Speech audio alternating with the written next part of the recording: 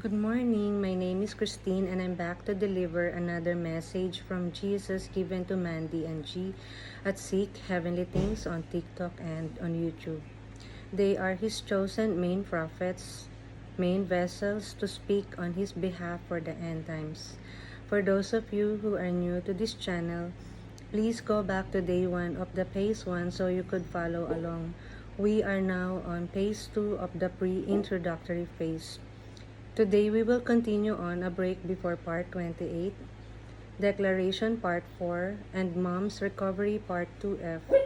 Before I continue to read, I claim that Jesus Christ or Yeshua HaMashiach is the Son of God. He is God because they are one in spirit.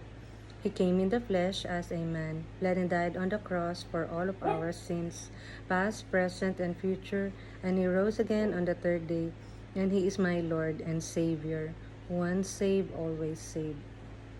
It was posted on 6/18 of 2026. God's physical calendar is 3/15. God's spiritual calendar is 9/15, and God's true Gregorian calendar on that day is 1/3.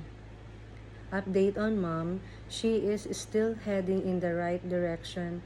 They are weaning her off the BPAP mask. Vitals are looking good. She is still sepsis, and they are keeping her blood pressure stable with meds. But she is on the right antibiotics. She definitely has Jesus. I prayed and asked him what happened after they said she had a urinary tract infection.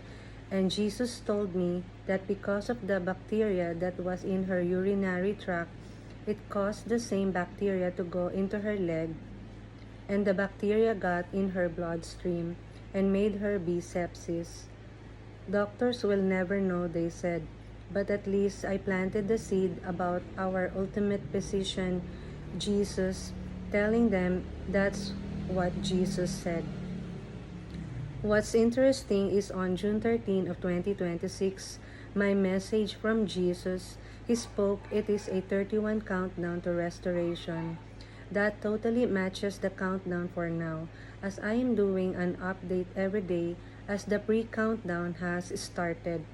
With starting Cassie's cancer journey, and since we have been in the hospital with my mom, Jesus and his priest, he is so funny. I haven't left her side, not once, since she has been in ICU. I am watching her, adjusting her pillows, feeding her, getting her ice chips, basically whatever she wants. I nickname her the Pillow Queen. Every time they give me a pillow for me, my mom wants another one. She is so cute and she is in good spirits. G has been such an amazing husband, bringing me a change of clothes and stuff to wash up with, bringing me food and staying with me in the evening overnight to be with me while I be with my mom. Sheila, my friend, has watched all the animals and also visited to keep me company throughout the day. I definitely have an awesome support team. My mom also has friends and family coming to see her as she is on the mend to recovery, and they brought goodies as well. Thanks for your continued prayers on her, and the remaining of the declaration part 4 videos recorded on 6/10 of 2026 will be resumed on 6/21 2026 as per Jesus. I found something else interesting. What Jesus told me, matching the mirror of my mom going to the hospital. Mom went to the ER on 6/14 of 2026, and Jesus said this to me on 4/15 of 2026. It was a message for Sheila, G, and I. And by the way, guys, for those of you who have not seen yet, you can also go check out their page at Seek Heavenly Things on TikTok or in YouTube. They made a videos for every declaration parts, um, explaining more about the declaration part 4. Okay, so let's continue. 4/15 of 2026. Sheila, you won't know where the world is, but you know that they will be safe And that is your key to talk to Mandy's mom, because Mandy will not have a chance to say goodbye to her mother. I will have to whisk her away fast. That is when you will show her everything. There's going to be more evidence of all of this, and her mom will finally believe and understand. She will also see Mandy at a point where Mandy will seem smaller, but of course, she will look at it like it's just a coincidence. But eventually, it'll be too obvious for her not to believe more. So all this is coming. I just started with the left leg. My mom's infection, which brought her to the ER, was the left leg. Had no clue what Jesus was talking about, but it always seems to fit with the current situation. It is just my childlike faith, I guess. But I believe God is always behind these things and sometimes warning us. Just like I don't believe it was a coincidence that I called my mother Sunday night to check on her and found out she was really sick. I usually don't reach out to her on Sundays, but it was my other brother's birthday and he hadn't heard from her, so I was worried. I am so thankful that I did call her because I saw that she was sick when I FaceTimed her, and I immediately went over there and called a friend of hers who was closer to her before I could get there, because I was 20 minutes away, and she called the ambulance. I feel like this could have ended up so much worse if I did not pick up the phone and call her. So yes, I do believe God intervenes on things to help us and guide us. Originally, I wasn't supposed to talk to her until Monday, when G and I was gonna go to the grocery store for her.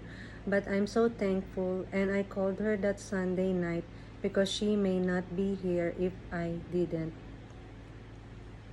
Also, Jesus knew that I would be helping my mom and have no means to cook, being at the hospital. So because my car insurance came out making my account negative, I woke up yesterday morning and Jesus removed my car insurance payment just like he did my cell phone, turning it back on without paying the bill and giving me a $35 credit, proving the worlds are colliding together and why there is a Mandela effect. Well, he did it again with my car insurance. I didn't have enough money to cover it, and I ended up being over negative $200 after it came out. But yesterday, I woke up and looked at my account, and that payment was gone, and I had 98 cents. Well, then somebody in the group got it in their spirit to send me G and Sheila money, and I never told them I was negative in my account or asked for anything. But Jesus knew what we needed. So he changed my account by removing my car insurance so I could accept the money. For Sheila, G and I, because my account would have been negative if Jesus wouldn't have removed the payment. Let me read that again. So he changed my account by removing my car insurance so I could accept the money for Sheila, G, and I, because my account would have been negative if Jesus wouldn't have removed the payment. But again, Jesus not only took the payment away, I log into my Progressive Insurance account and the payment is not due until end of June. Now, after I had already seen it taken out, again, that is not another coincidence. That is Jesus working behind the scenes. Don't forget, Jesus had G and I get our 2 beach towels, the beach chair, and the umbrella, which cost $225, matching the 522 journey, knowing that my car insurance was coming out. My car insurance always comes out in the beginning of the month, but he removed the payment and made it for the end of the month, after the payment had already been taken out, again proving the multiple worlds. So G and I knew we needed that $225 for the insurance, but Jesus needed us to be obedient and spend it making our beach video because God knew He was about to supernaturally change my account and change my payment. And because of G and I's faith, we listened to Him, not worrying about our money and the insurance payment, knowing that God had us because we followed His instructions.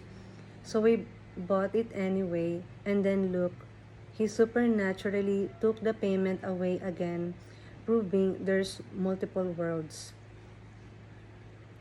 I'm so grateful for Him and our groups for the love of their neighbor, listening to their spirits as Jesus guides them.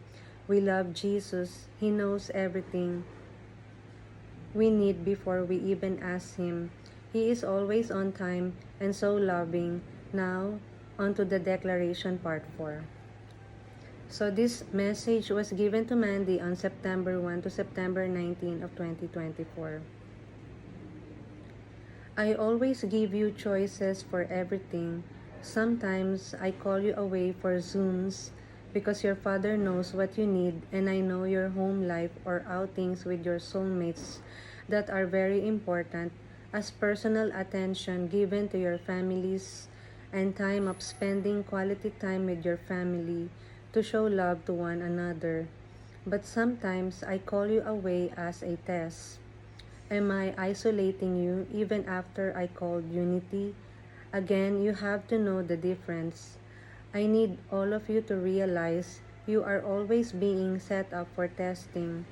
This is why I tell you all to use wisdom and discernment by the Holy Spirit. All of these lessons I am teaching you, I always put out witnesses to give you truths, and if you were on the Zoom tonight, you would have seen the revelations that I have been giving you all. I am also giving them to my second circle meets the 12, Charlene and Jason. So do not miss the lesson. Don't forget everything is a test. You have to show true discernment by the Spirit with wisdom and learn, live, and breathe in all of my lessons. And do not forget what I have already taught all of you so you can be successful for the next lesson. Moving on, Kathy, Matthew, and Lori, I did that to you three a long time ago with testing, which is why you came in at the end and Kathy closer to the end. So you three could help guide the group and keep them balanced. I even pulled people in from different circles, and I have tested these three to the max, and I have always set them up for testing. But they are seasoned on meat, and they know how to use wisdom and discernment by the Spirit. But that doesn't mean they are finished. There is always room for learning and changing. Never think you are done, because you aren't. As my kings and my queens, you will never stop learning, and you will always continue to learn from me and never stop. Poor Cassie, I had her do cancer treatments, lose her hair, and make her have the biggest test of faith when I had the devil pronounce death over her. But it wasn't an actual death. It was a trial, a test, a facade. I allowed it for purification and faith because I already told her she was getting the waters of Dan and she would be healed. And I am using her for hardships through testing of symbolism while purifying her heart and cleansing her. This is why the Bee Therapy messages was pulling thoughts from your own hearts, because I already spoke in a previous prophecy that Cassie was healed, but you forgot the previous lesson and prophecy. But you weren't the only one, Ashlyn. Several of you were searching for remedies of healing, even though I already told you she was healed. So the message I gave Ashlyn contradicted the previous prophecy, and it was another example of wavering in faith, not believing in spoken words, and missing the lesson. I told you If I give you something that contradicts what I have already given you, then you need to use wisdom and discernment by the Spirit. Again, I was testing you all and training you all so you can become battle ready.